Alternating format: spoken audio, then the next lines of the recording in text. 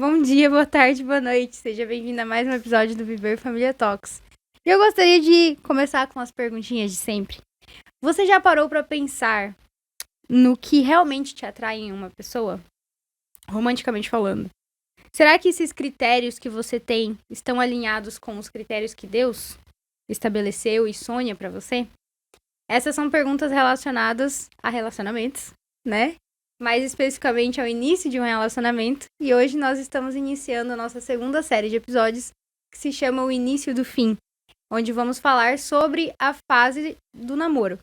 E hoje vamos falar também mais especificamente sobre os critérios, né? Quais critérios a gente deve ter e quais critérios o Senhor estabeleceu pra gente ter. E eu gostaria de iniciar primeiro me apresentando, né? Eu sou a Thalita Guimarães. Esses são os meus pais, Suzana e Gessé Guimarães. Olá, gente. Oi! E, pai, o senhor pode explicar um pouquinho por que o nome da série é O Início do Fim? Tá. Pensando em relacionamentos afetivos, existem 3 etapas: namoro, noivado e casamento. Então essa é uma tríade tradicional, né? Pensando que o casamento é o estágio final de uma relação entre um homem e uma mulher, aonde somente a morte os separe, esse é o padrão bíblico. Quando começa isso? No namoro. Por isso que o namoro é o início de um fim, né? De uma finalidade para uma relação se manter até que a morte separe. Por isso que nós propomos esse tema, o início do fim, onde o namoro é o início. Legal. Muito bom. É isso. Então, só para vocês entenderem, como eu falei, hoje a gente vai falar um pouco sobre os critérios, ou seja, vamos falar sobre essa fase antes do namoro e esse início ali, né, do relacionamento. Na semana que vem, nós vamos falar sobre o relacionamento em si. Mas, como o namoro, ele não é necessariamente uma fase onde o Ministério foca mais, o Ministério Viver Família foca mais na questão do casamento, por isso que essa série ela vai ser um pouquinho mais curta, e ela é importante não só para os jovens solteiros, mas também para os pais, para as famílias que têm pessoas solteiras que estão nessa fase de buscar alguém, porque a família também deve estar envolvida nesse processo, mas isso a gente vai falar um pouquinho mais pra frente, sem spoilers. Uhum. Então vamos começar com a pergunta, né, começar do começo, a gente sempre começa com a palavra. A Bíblia fala algo sobre namoro? O termo namoro, como nós usamos corriqueiramente, não. Nós não temos esse termo na Bíblia, namoro, do Gênesis ao Apocalipse. Mas nós temos relacionamento entre homens e mulheres e princípios que norteiam, que balizam esse relacionamento, com bastantes exemplos até, né, de relacionamento que tem o namoro, né, de uma forma implícita, porém está lá presente. Mas o termo namoro nós não vamos encontrar na Bíblia. E qual seria, então, o propósito do namoro?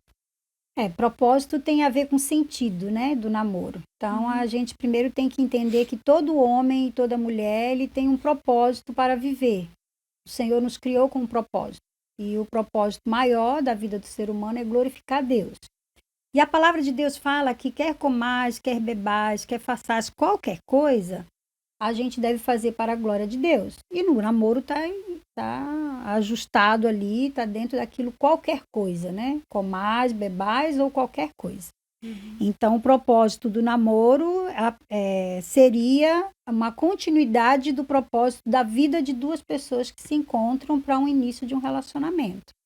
Então, esse é o propósito. E a gente tem também como, efetivamente, o propósito como se conhecer, duas pessoas que se conhecem. Então, não tem, antigamente, justamente até na Bíblia, no Antigo Testamento, existiam bastante casamentos arranjados, né? Ou então as famílias iriam em busca de uma pessoa para o início de um compromisso.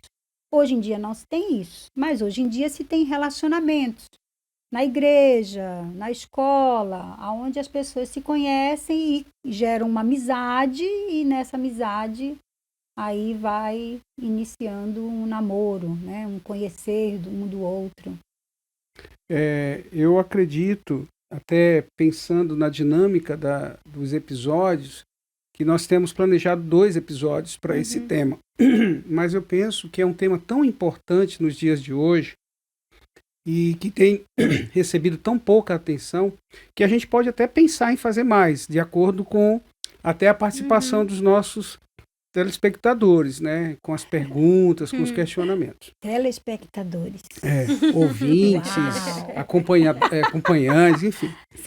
Seguidores, né? Eu sou da geração antiga, então eu gosto de... TV. Mas, voltando à pergunta, qual o propósito do namoro? Sua mãe já falou. E é muito importante nós darmos essa ênfase, por quê? Hoje nós trabalhamos, como você disse, mais especificamente com casais. Não que o namoro a gente não trabalhe, muito pelo contrário, a gente trabalha até demais. Realizamos cursos de noivos, né? Principalmente no acompanhamento de casais casados, que vêm até nós, quer seja nos encontros que nós ministramos ou até na clínica para tratarmos, aonde apresentam sérios problemas no relacionamento e que nós identificamos a origem desses problemas no namoro. Né? Foram situações que desde o namoro já foram vivenciados, identificados, mas que não foram tratados.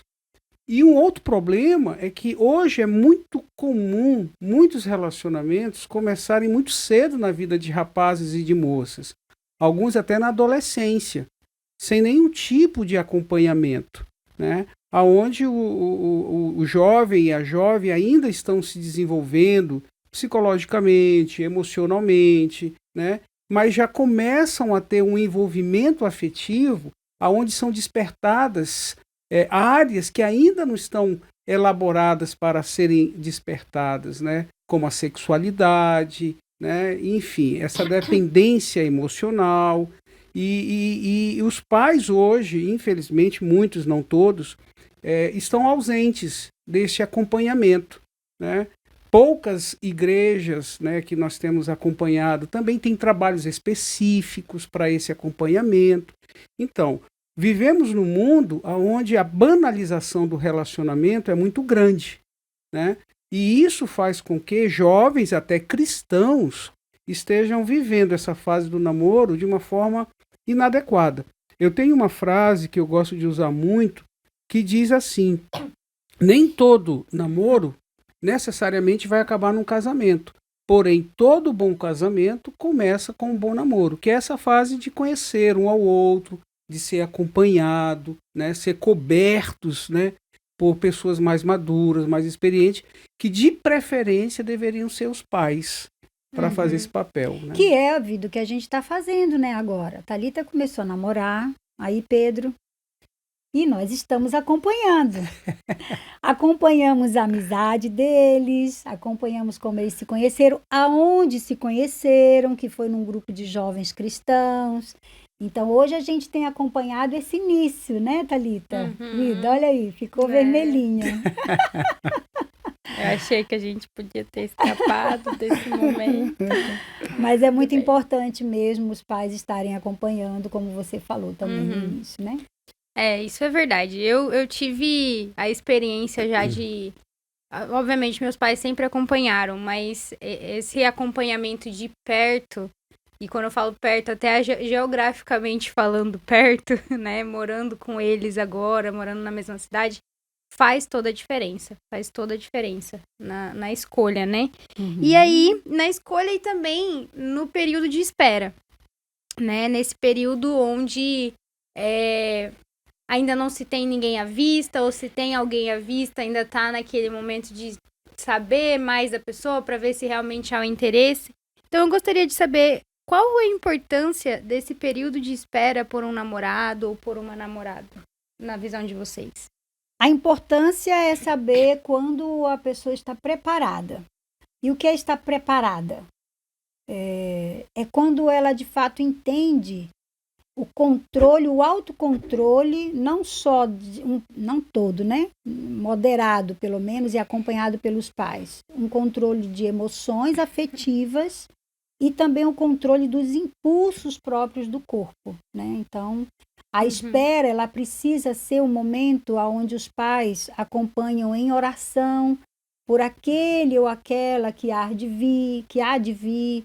Então, é onde existe um prestar de contas, né, que a gente está acostumando a falar aqui, o conversar muito, primeiro com os pais, sobre isso. Qual é a importância de um relacionamento, qual é a importância de um compromisso, qual é a importância de um casamento. Então, é conversar exaustivamente em família primeiro.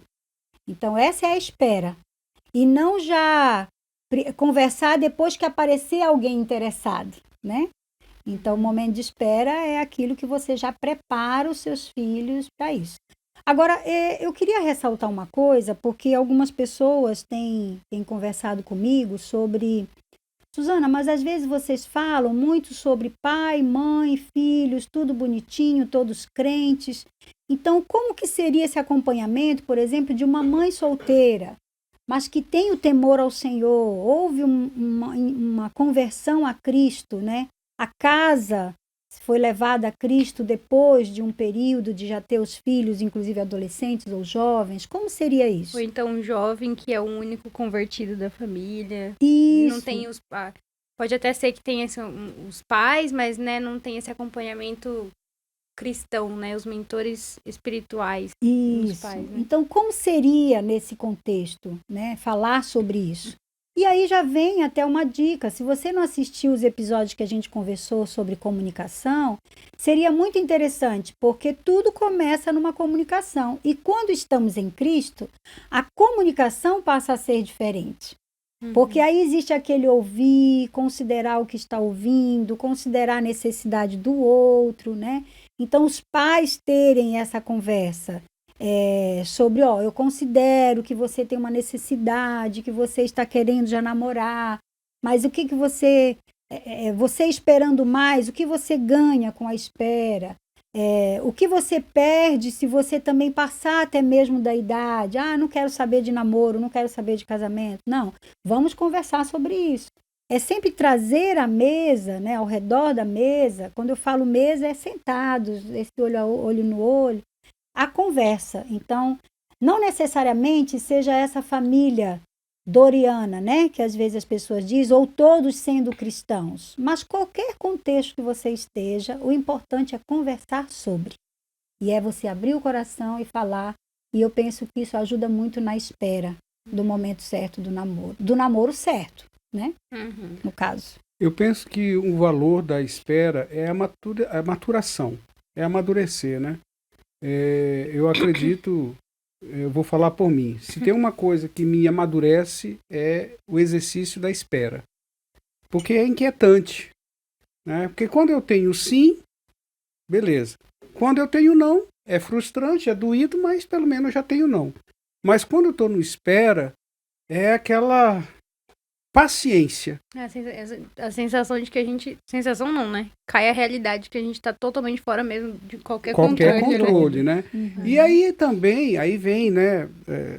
Eu acredito muito, não nesse padrão doriana, mas eu acredito muito no padrão de uma família ajustada ao padrão de Deus, né?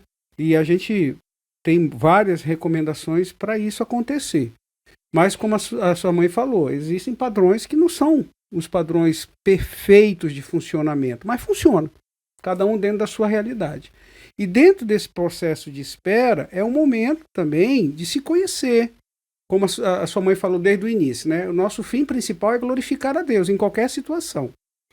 Então eu tenho que ganhar esse entendimento, e não é fácil ganhar esse entendimento, porque como bons pecadores que somos, nós queremos satisfazer o desejo do nosso coração. Então a espera também é um tempo da gente aprender isso. Por isso que a gente precisa ter um círculo de relacionamento, uma rede de apoio que nos ajude a aprender isso. E mais uma vez nós caímos na importância da casa, na importância da família, na importância da igreja, na importância de grupos afins, né, para se conversar sobre isso. Porque às vezes nós não tratamos isso nesses ambientes seguros, mas vão ser conversados lá fora. Porque o mundo ele é impiedoso. A sociedade sem Cristo é impiedosa e ela traz os seus valores.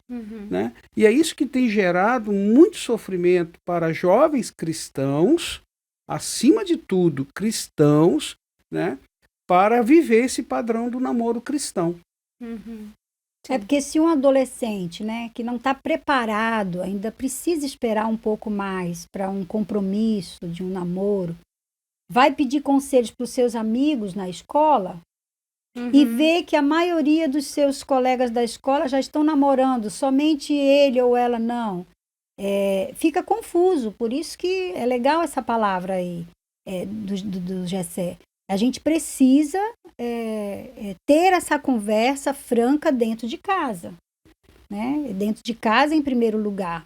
E depois com o complemento e com a ajuda da igreja também. E olha como é interessante, né? No primeiro episódio, quando nós falamos um pouquinho da nossa vida e do nosso ministério, nós falamos da nossa história. Então, eu e Suzana somos um milagre de Deus. Vou explicar por quê. Porque eu comecei a namorar com a Suzana, eu tinha 15 anos. Suzana tinha 17. 2 adolescentes, nascidos em lares evangélicos, que frequentávamos as igrejas, a nossa igreja. E mesmo assim, totalmente desamparados, totalmente desorientados em relação ao que era um namoro. Né? Então, assim, por que nós hoje defendemos essa bandeira de que pais estejam presentes na vida dos seus filhos, principalmente na adolescência? Porque nós vivemos isso. Nós passamos por isso. Cometemos muitos erros em decorrência disso. Não culpando ninguém, não justificando, mas mostrando uma realidade que nós vivemos. Então, se hoje a gente tenta passar valores diferentes, é porque nós sabemos. Né? Nós não ouvimos falar, nós vivenciamos essas dificuldades. Quantos sofrimentos, quantas lutas e quantos pecados cometidos. Né? Quer seja por ignorância, mas que poderíamos ter sido melhores pessoas, né? Se tivéssemos tido melhores acompanhamentos. Né? E é isso que a gente estimula os pais, as famílias a viverem, principalmente nos dias de hoje, né? Com essa liberdade que está absurda hoje em dia. Né? É um assunto que não era conversado nas casas, né? Na maioria, na nossa época, né? Não era conversado. E é interessante até lembrar, porque qual era a brincadeira, tanto nas igrejas como nas próprias casas de pessoas de famílias cristãs? Na hora do parabéns, você está cantando parabéns para uma criança ou para um adolescente, e aí no final vem com quem será, com quem será, com quem será, e o fulano vai casar. Ou seja, você não está, com essa mensagem desta música, você não está ensinando o princípio de que é necessário esperar. A criança já tá aguçando a sua mente com quem será que eu vou casar. Então aí já começa um estímulo muito cedo para esse tipo de relacionamento, né? Quando tem que esperar a hora certa. Muito legal, muito legal.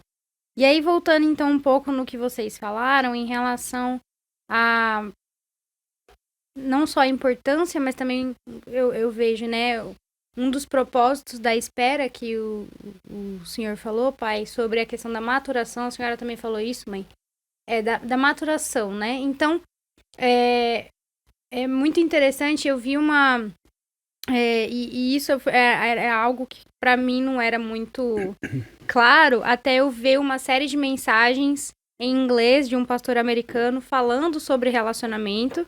E aí ele fez essa série de mensagens. Lembra que eu falei pra vocês do Michael Todd? Michael Todd é um pastor lá dos Estados Unidos e ele tem essa série que se chama Relationship Goals, que seria como se fosse assim, o objetivo do relacionamento, né? Os objetivos do relacionamento. E ele começa a série com a mensagem que tem o título Antes da Pessoa, né? Que é falando a importância da solteirice, a importância de a gente se preparar nesse momento enquanto não conhecemos alguém que de fato apresenta as características que a gente vai falar depois. Mas o que eu gostaria que vocês discorressem um pouco agora é sobre o que então que um cristão, um jovem cristão, uma jovem cristã, ou talvez nem tão jovem assim, né? Uma idade mais avançada, mas uma pessoa que está esperando no Senhor por um parceiro ou uma parceira, deve buscar em Deus e em si mesmo antes de se relacionar afetivamente com alguém? Em primeiro lugar, uma relação profunda com Deus, né? Como? Através da sua palavra. Ler a palavra, estudar a palavra, conhecer a palavra, né? Porque é na palavra e pela palavra que nós vamos criar padrões para viver no mundo, né? E a cultura bíblica, ela navega contra a cultura do mundo. Então, buscar em Deus, através da sua palavra, aquilo que vai nos formar como seres humanos e vai depositar em nós os valores para nos relacionarmos com o outro, é o fundamento, né? Por quê? Porque na minha relação com Deus é aonde eu vou aprender sobre amar, né? Amar. E o amor que eu tenho na Bíblia com Deus não é esse amor-sentimento que a gente aprende na vida. Esse amor da sofrência, esse amor dos filmes românticos. Não. Primeiro que a gente acredita e defende que o amor bíblico ele não é sentimento. Ele é uma escolha, é uma decisão. Então, como é que pode uma pessoa sem maturidade, sem experiência de vida, decidir amar o outro como ele é? É impossível. E esses discursos, amor à primeira vista, não existe amor à primeira vista, existe atração à primeira vista, existe paixão à primeira vista, existe desejo à primeira vista, mas o amor ele é construído, né? O apóstolo Paulo ele diz que é um caminho sobremodo excelente e é um dom que Deus nos dá. E aí ele começa a dizer que esse amor ele é paciente, ele é bondoso, ele não procura seus próprios interesses, então ele é um amor de escolha. Então, sem essa relação com Deus, eu não sei viver isso, eu não aprendo isso. Uma outra coisa que eu aprendo na minha relação com Deus, perdoar. Vida, estamos casados há quanto tempo? Eita! 30 e... Vamos completar esse ano agora, quantos anos, meu amor? 30... Esse ano nós já completamos. Não, é em julho, né? 34? 34 anos. 34. Vamos completar 34 anos. 34. Quantas vezes, minha preta, nesses 34 anos de casados, mais 7, 6 de namoro e de noivado, eu já te machuquei? Ah, não tem conta. Aí. Então, quantas vezes você precisou exercitar o perdão? Também não tem conta, né? É possível perdoar sem entender o perdão de Deus por nós? Não, não é. Então, você está entendendo por que nós precisamos de Deus? Para poder namorar, para poder noivar, para poder casar? Respondi a pergunta? Sim. Alguma coisa a acrescentar, mãe? Eu penso que até quando o Gessé enfatizou, né, conhecer a Bíblia, a palavra de Deus, lembrando sempre que a nossa relação com o Senhor, com Cristo, é uma relação de amizade, é uma relação diária. Então, não só para uma escolha de um namorado ou namorada, mas até para a escolha das amizades. Porque todo namoro começa com uma amizade, né? Porque você tem afinidade ou não tem afinidade, mas você está conhecendo e está conversando, se torna amigo junto com a galera, né? Não é aquela amizade muito grudadinha, mas com a galera. Então, é entender que antes de qualquer relacionamento, eu preciso ter uma amizade com Cristo diária. Que aí vem através da palavra, vem através de uma vida devocional, você conversar com Deus, com Cristo todos os dias, né? E a amizade com as pessoas, né? Aonde eu estou buscando as minhas amizades? Isso. Aonde eu estou construindo as minhas amizades, né? Então, o critério começa por aí, né? Eu vou escolher minhas amizades aonde, em que ambiente. E aí depois a pessoa vai aparecer, né? Conforme o ambiente, as escolhas de amizades. Legal. E aí agora, essa próxima pergunta, vamos tentar, vou pedir para vocês tentarem ser o mais práticos possíveis. Porque aqui vocês vão precisar da habilidade de vocês, não só como homem e mulher cristãos mais experientes, mas também eu acredito que a, a parte psicólogos de vocês vai entrar em ação aqui. Opa. Que exercícios de autorreflexão vocês recomendam para quem está esperando em Deus? Então, que tipo de perguntas, que tipo de parâmetros a pessoa deve refletir sobre ela mesma, e aí, na questão nela, dentro do relacionamento dela com o Senhor, o que ela deve refletir nesse período de espera?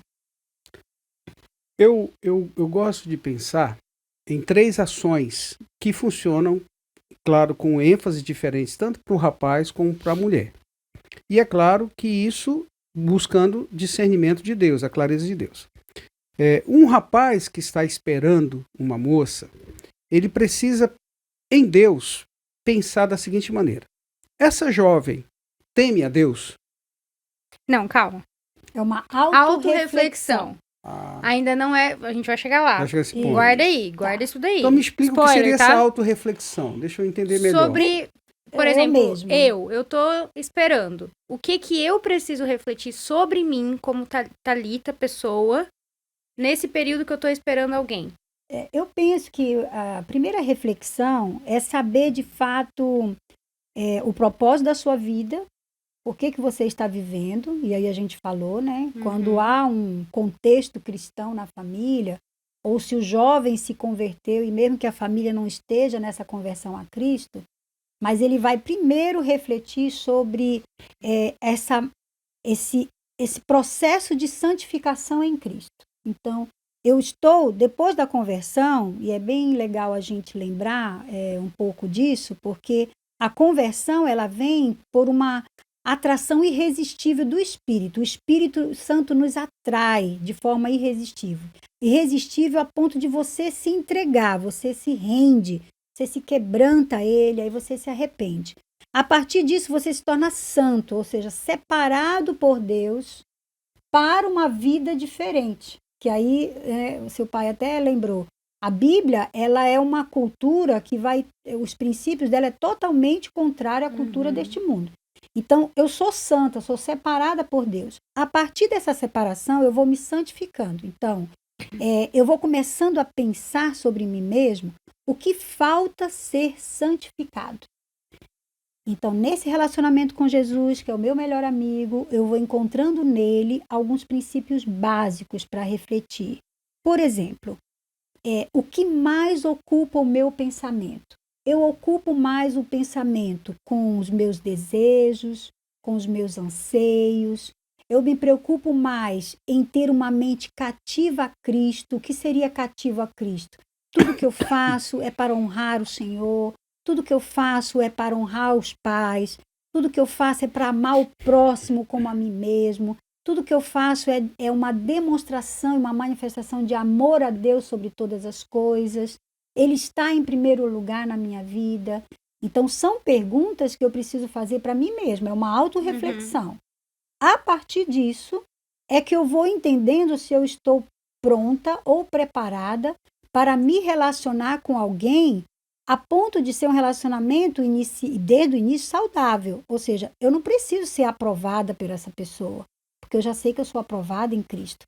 Eu não preciso que a minha mente seja controlada por essa pessoa ou manipulada. Por quê? Porque a minha mente já é escrava da mente de Cristo.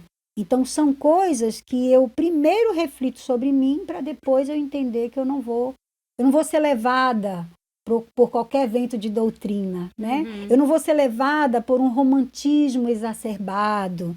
Não, peraí, eu posso até aceitar o romantismo, beleza, mas, isso está me manipulando, não está, né? Quem sou eu antes de Cristo, quem sou eu com Cristo e quem sou eu com essa pessoa agora? Então, são perguntas bem, não sei se respondeu, essa autorreflexão.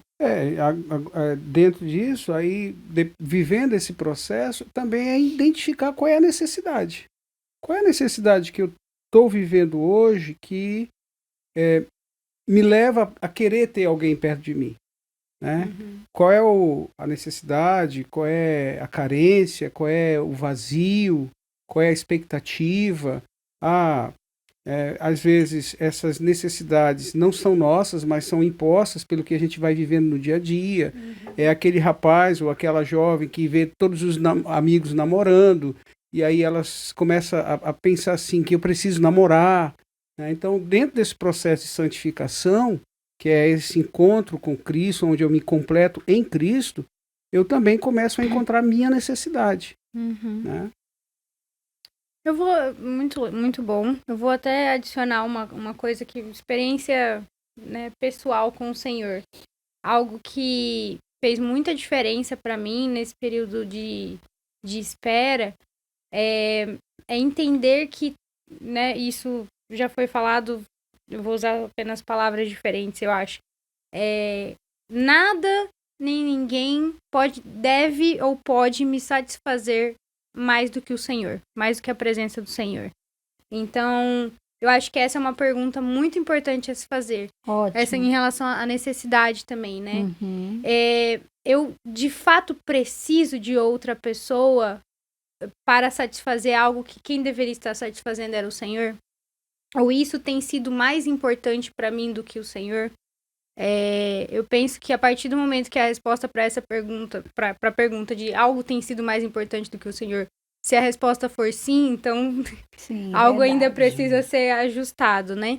E também aproveitar esse momento para como eu posso ser, eu acho que essa é uma pergunta também muito legal que, nossa, me fez o meu relacionamento com o Senhor se aprofundar muito. Como eu posso servir a Deus e ao seu reino enquanto eu não tenho ninguém? No sentido assim, né? De namoro. De namoro. Enquanto eu não estou num relacionamento. E, de fato, servir ao Senhor com o propósito de glorificar e expandir o reino, né? Agora, você percebe que, como são questões difíceis, até para quem já tem uma certa cronologia de vida, né? Imagina para um adolescente, para uma... às vezes até criança, né? A gente tem sabido de namoros que está começando na infância. Né? Então, como responder essas perguntas? Né? São bem complexas.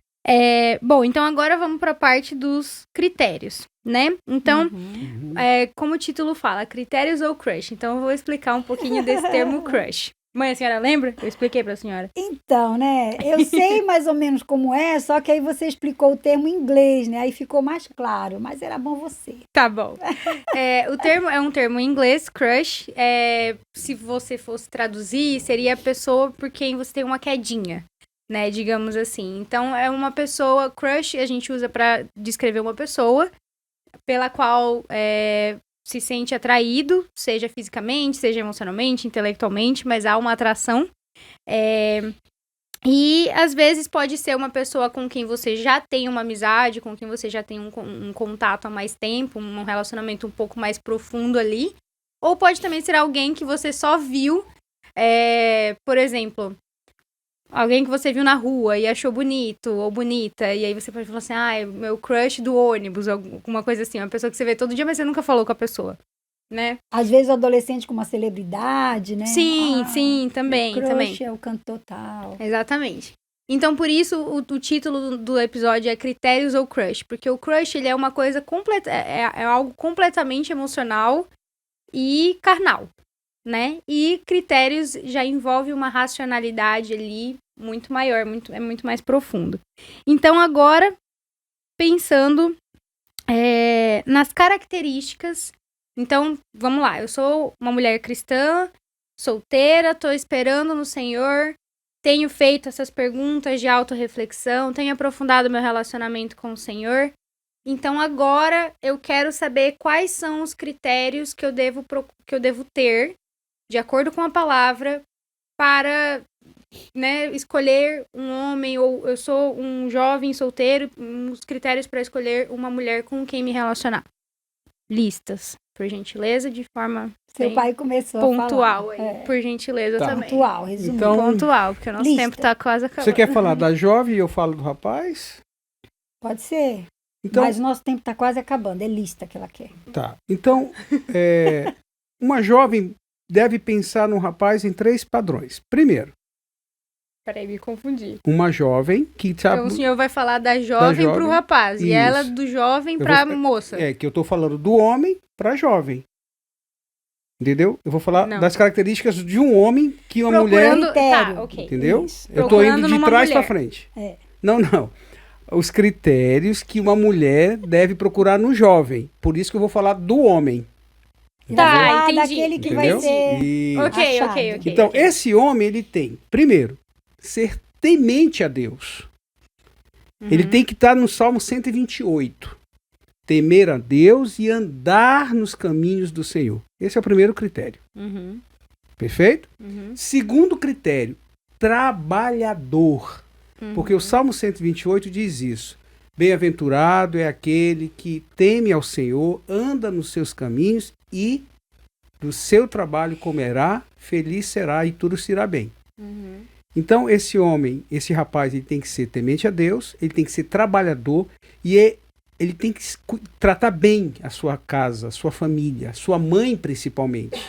Porque ele vai trazer dessa relação que ele tem com a sua mãe, a relação muito próxima do que ele terá com a sua esposa. Então, Caso a figura feminina, né? na figura feminina. Mesmo que não Como seja ele mãe. trata a figura feminina Isso. dentro da sua casa. Então, são esses 3 critérios para um bom homem. Temer a Deus, andar nos caminhos do Senhor, trabalhador e respeito pela figura feminina. Ele tem que respeitar, ele tem que amar, porque ele vai ser um Cristo na vida dessa mulher. Ele vai amar essa mulher como Jesus amou a igreja. Então a mulher, ela tem que perceber isso. Se ela não perceber isso, cai fora, que é fria.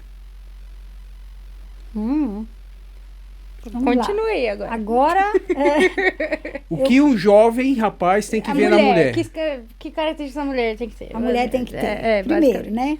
A mulher tem que temer ao Senhor, porque o temor é o princípio da sabedoria. Então, a palavra de Deus diz que a mulher sábia edifica a sua casa. Então, o homem precisa ver na mulher o temor ao Senhor, porque ele vai entender que temendo ao Senhor, ela vai ser sábia e ela vai construir a sua casa.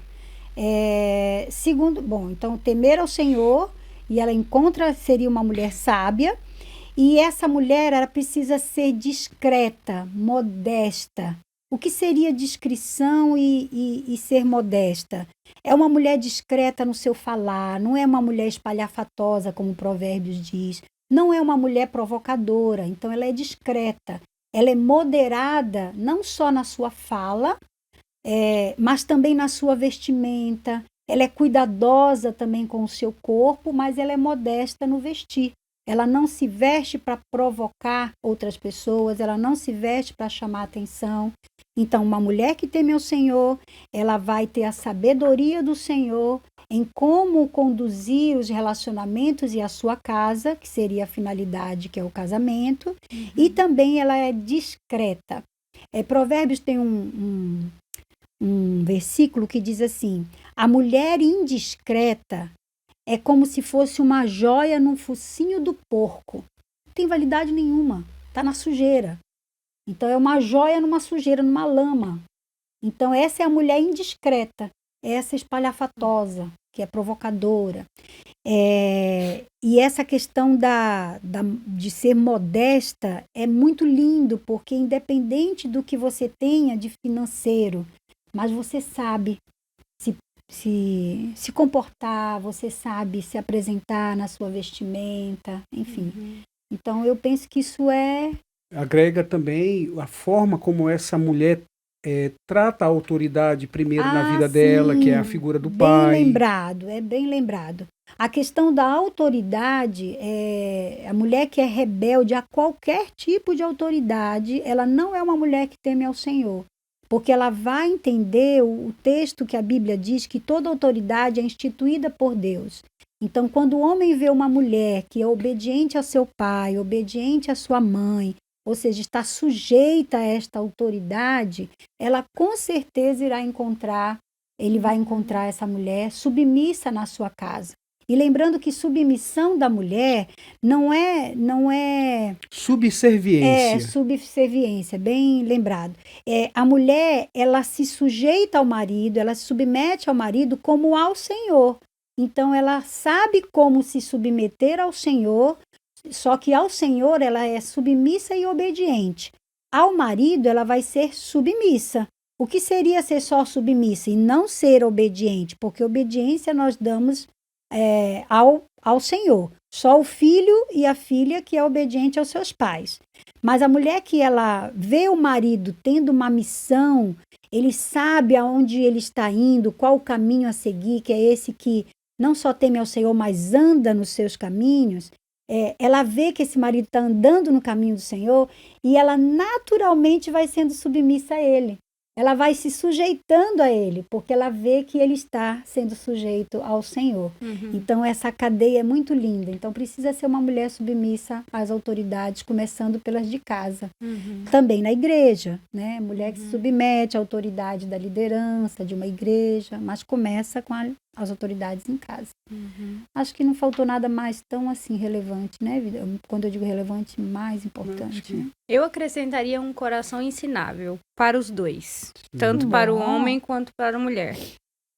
Porque eu penso, né? Nós não somos perfeitos. E pode ter momentos que eu vou conseguir ser submissa à autoridade, vai ter momentos que talvez não. Ou um momento que um homem vai ser temente ao Senhor e um dia não. Porque nós temos essa inconstância devido ao pecado. Sim. Mas se temos um coração ensinável, estamos abertos à repreensão e recebemos essa repreensão como que é que o texto de Provérbios fala? Aquele que recebe a repreensão com amor, não? Não vou lembrar. É sábio quem recebe... Alcança a sabedoria quem recebe a repreensão, né? Então, se uma pessoa... Eu ainda acrescentaria isso dos dois lados. Observar como a pessoa reage a uma repreensão. Boa, excelente. Né? Eu queria ter uma filha assim. Porque o Olha só, orgulho... eu tenho. O orgulho separa muito, né? Eu acho que tem muitas coisas que dá pra gente explorar, mas vamos deixar para o próximo episódio por causa do tempo. Mas então, como a gente comentou, na semana que vem nós vamos falar sobre algumas coisas dentro do namoro, né? Então, como lidar com algumas situações, alguns alertas, algumas conversas que são necessárias a acontecerem nesse período do relacionamento. E aí, até lá, nós temos 2 livros para recomendar. Na verdade, temos um, né? E aí, no próximo, a gente vai falar do outro. E aí, eu gostaria de falar desse livro, se vocês me permitem. Claro. Calma aí, deixa eu... pra não quebrar nada. Esse é difícil, de baixo. Aí. Esse livro aqui se chama Desafios do Namoro com Propósito, do Júnior Meirelles.